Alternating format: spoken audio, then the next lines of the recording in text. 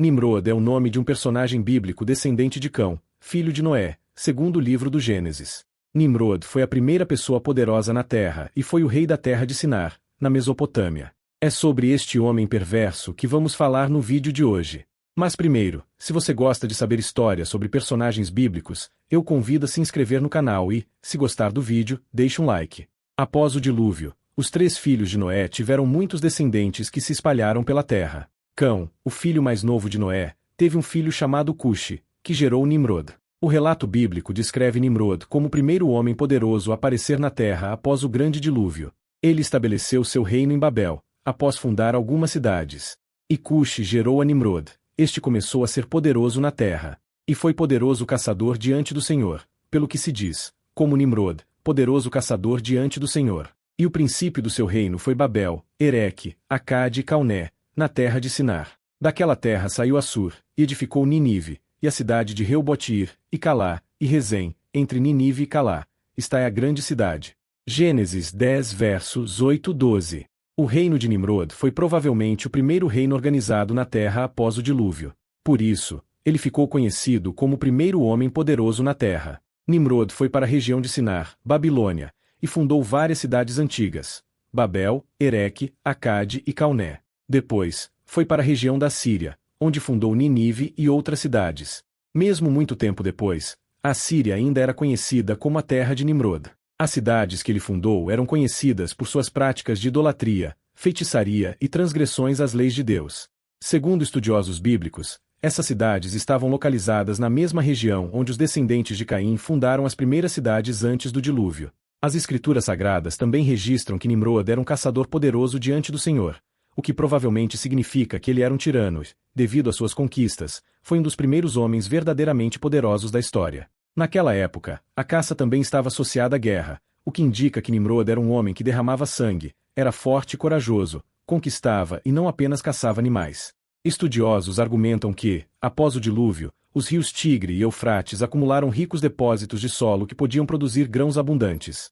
No entanto, havia desvantagens que as pessoas que habitavam essa terra tinham de enfrentar. Uma desvantagem era que essa terra estava superpovoada de animais selvagens, que representavam uma ameaça constante à segurança e à paz. As pessoas valorizavam muito qualquer pessoa capaz de protegê-las dessas feras.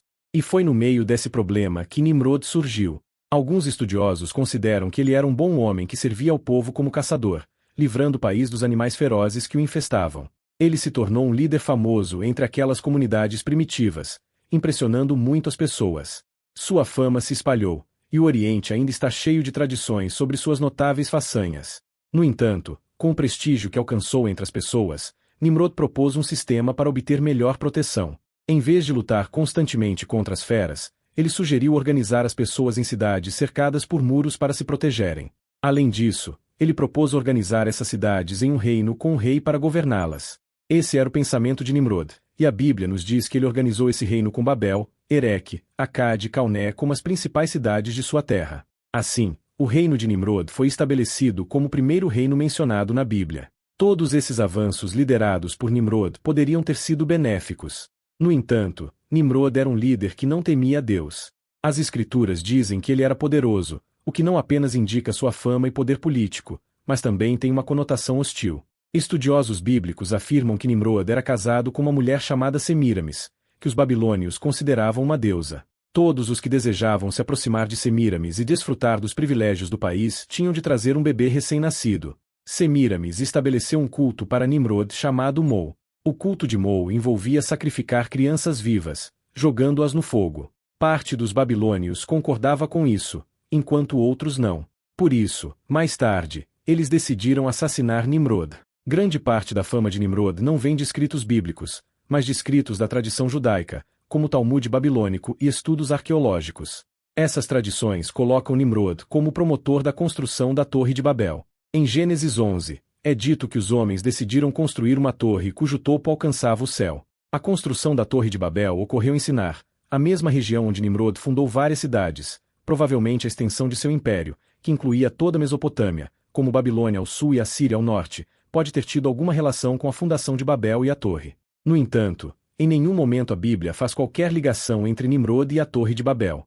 Essa atribuição dada a Nimrod para a construção da Torre de Babel vem da tradição judaica, sendo apoiada por renomados historiadores, como o judeu Flávio Joséfo. Em sua obra Antiguidades Judaicas, Joséfo diz que Nimrod construiu a torre como uma forma de se vingar de Deus por causa do dilúvio. A ideia era que a torre fosse tão alta que protegeria seus habitantes de futuros dilúvios, como que devastou a terra. Segundo Joséfo, a razão por trás da construção da Torre de Babel era proteger a humanidade de outro dilúvio. No entanto, é importante notar que a razão para o primeiro dilúvio foi a maldade e a rebelião da humanidade, que se recusava a se arrepender. Nimrod também se rebelou contra Deus, assim como seus ancestrais antediluvianos. Nimrod convenceu os homens de sua época de que não era Deus quem era responsável por suas vitórias e bênçãos, mas sim sua própria capacidade e valor. Nimrod foi o protótipo, por assim dizer, do anticristo que percorreu a terra desde a queda do homem. A construção da Torre de Babel terminou com um ato de poder divino. O Senhor confundiu as línguas das pessoas, tornando a comunicação entre elas impossível, o que impediu a conclusão da construção da torre. Como resultado, as pessoas se dispersaram, demonstrando assim que Nimrod estava errado. Toda a força e capacidade do homem, mesmo a dos mais poderosos, são presentes de Deus, que ele pode tirar a qualquer momento. Finalmente, após a construção da Torre de Babel, Nimrod, o rei sacerdote de Babilônia, morreu aos 215 anos de idade, segundo as lendas. Nimrod foi assassinado, seu corpo foi desmembrado, queimado e as partes foram enviadas para várias áreas. Práticas semelhantes são mencionadas na Bíblia, como no livro dos Juízes 19 verso 29 e no primeiro livro de Samuel 11 verso 7.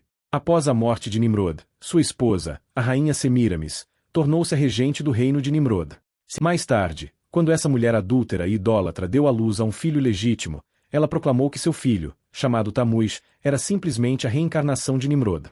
O território onde Babel foi fundada, agora chamado Babilônia, é onde a civilização suméria se desenvolveu antes do dilúvio, sendo a civilização mais antiga do mundo, seguida pela do Egito. A civilização suméria surgiu onde os descendentes de Caim se estabeleceram e se destacou por aparecer de repente com sistemas avançados de leis, organização de obras urbanas, escrita e amplo conhecimento em várias disciplinas.